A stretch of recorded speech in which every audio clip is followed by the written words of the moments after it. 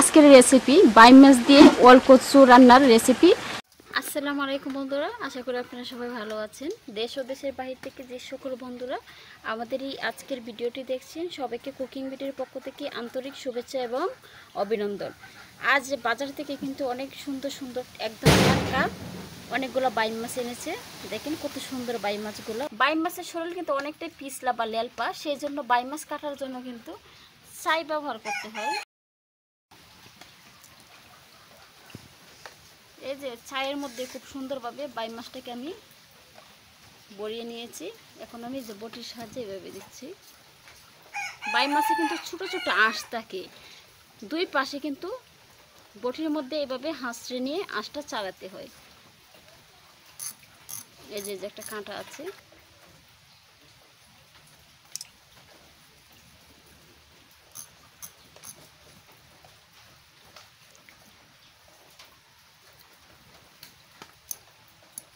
এই যে দুই পাশের কাঁটাগুলো এভাবে সরাতে হয়।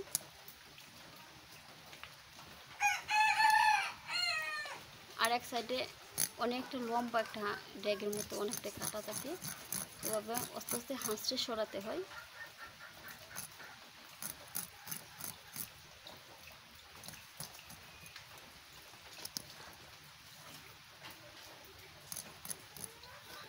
হাঁচড়ে এভাবে কিন্তু কাঁটাটা সরিয়ে নিতে হয়। এখন এভাবে তুতোটা কাটতে হয়। এখন এভাবে পেটের এদিক দিয়ে ছিঁড়ে নাড়ি বুড়িটা বের করে নিতে হয়। এখন হলে কি আপনারা যতটুকু পরিমাণ মতো রাখবেন ততটুকু পরিমাণ মতো আপনারা টুকরো টুকরো করে নেবেন। এখন আমি বাইম মাছ পিস করে নিচ্ছি, আবার সাইজ মতো আমি পিস করে নিচ্ছি। আপনারা কিন্তু আপনাদের সাইজ মতো পিস করে নিতে পারেন। আমি আজ ওল কচু দিয়ে বাইম মাছ রান্না করব। দেখেন ওল কচুটা কিন্তু খুবই সুন্দর, একদম টাটকা। এই ওল কচুটা এখন আমি কেটে নেব বাইম মাছ রান্না করার জন্য।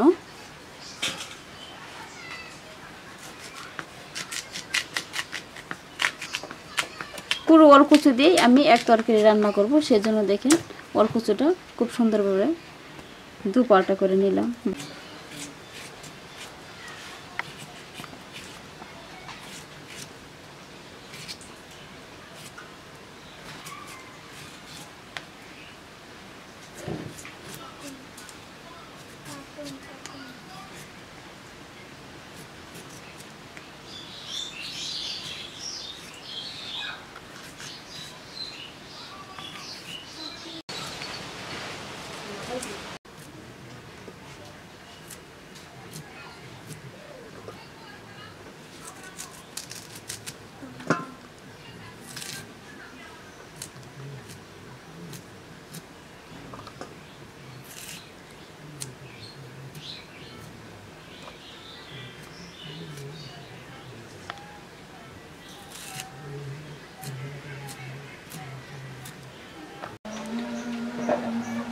অবশ্যই আপনারা এই টক দিয়ে এই ওল কচুগুলো আপনারা সিদ্ধ করে নেবেন। এই যে ওল কচুগুলো আমরা পাতিলের মধ্যে প্রথমে আমরা সিদ্ধ করে নিব। আর এই সিদ্ধ করে নেওয়ার সময় এর মধ্যে আমরা এই তেঁতুল দিব। এই যে টক আমরা দিয়ে দিচ্ছি তেঁতুল, এখন আমরা এর মধ্যে তেঁতুল দিয়ে দিব। এই যে তেঁতুল আমরা দিয়ে দিচ্ছি এর মধ্যে। এটাকে মানে সেদ্ধ যখন করা হয় সেই সময় এর মধ্যে এই তেঁতুল আমরা দিয়ে দিলাম। এর মধ্যে এখন আমরা সেদ্ধ করার জন্য পানি দিয়ে দেব। পানি এবং তেঁতুল আমরা একসাথে দিয়ে দিলাম এটাকে সেদ্ধ করার জন্য। আপনারা পরিমাণ মতন পানি দিবেন যেন এই ওল কচুগুলো সেদ্ধ হয়। এই প্রথমে সেদ্ধ করে এটার যে রস বের হবে রসগুলো ফেলে দিবেন, ফেলে সেঁকে নেবেন। সেঁকে নেওয়ার পর এটা রান্না করতে হয়। ওল কচু দিয়ে বাইম মাছ রান্না করার জন্য আমি কড়াই খুব সুন্দরভাবে গরম করে নিয়েছি। এতে এখন আমি পরিমাণ মতো সয়াবিন তেল দিয়ে দিচ্ছি।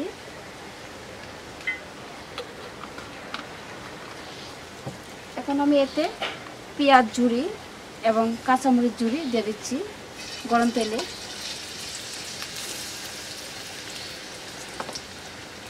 এখন আমি এতে 1 চামচ জিরা এবং রসুন একত্রে বাটা দিয়ে দিচ্ছি।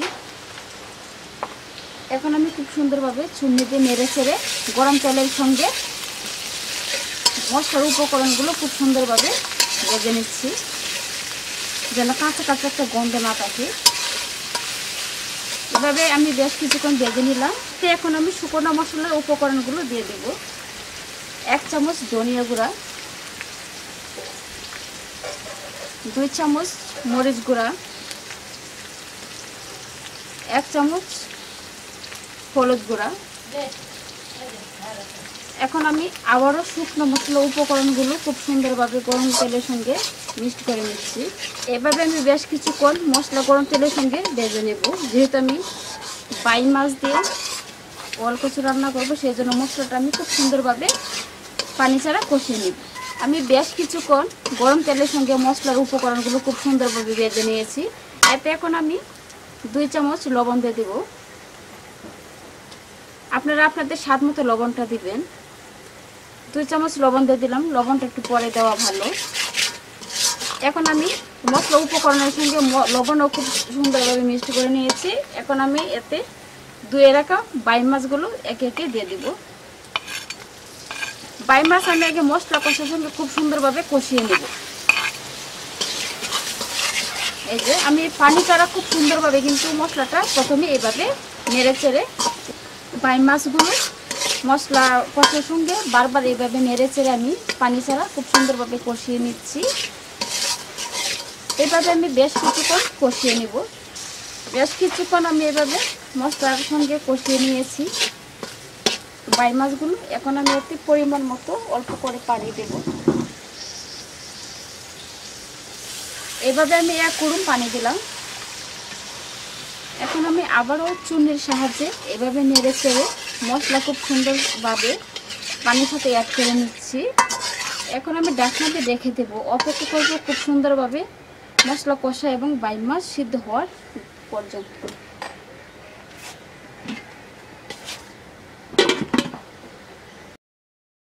এখন আমি কষানো বাইম মাছ একে একে উঠিয়ে নেব। একে একে আমি খুব সুন্দরভাবে কষানো বাইম মাছ উঠিয়ে নিচ্ছি মশলা কষাতে ওলকচু। এখন আমি খুব সুন্দরভাবে নেড়ে চেড়ে নেব।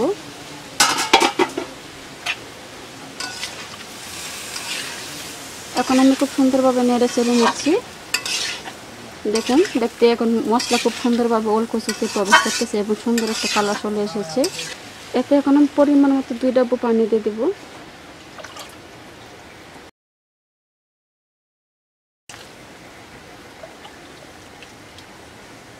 এখন আমি আবার চুনি দিয়ে খুব সুন্দরভাবে নেড়ে চেড়ে নেব মশলার সঙ্গে, যেন পানিটা খুব সুন্দরভাবে অ্যাড হয়।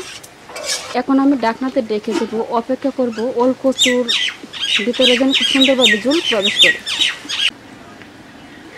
কষানো বাইম মাছগুলো এখন আমি খুব সুন্দরভাবে এতে দিয়ে দিচ্ছি। এখন আমি চুনির সাহায্যে সম্পূর্ণ মাছগুলো ওলকচুর মধ্যে একে একে পৌঁছে দেব এবং চুনি দিয়ে জলের মধ্যে ডুবিয়ে ডুবিয়ে দিব, যেন জল খুব সুন্দরভাবে মাছের অংশে অংশে পৌঁছে যায়। অপেক্ষা করব একেবারে তরকারি হওয়া পর্যন্ত। হয়ে গিয়েছে আজকের রেসিপি, বাইম মাছ দিয়ে ওলকচু রান্নার রেসিপি। আপনারা স্বাদ মতো লবণ এবং জল দেখে তরকারি নেমে নেবেন। ধন্যবাদ।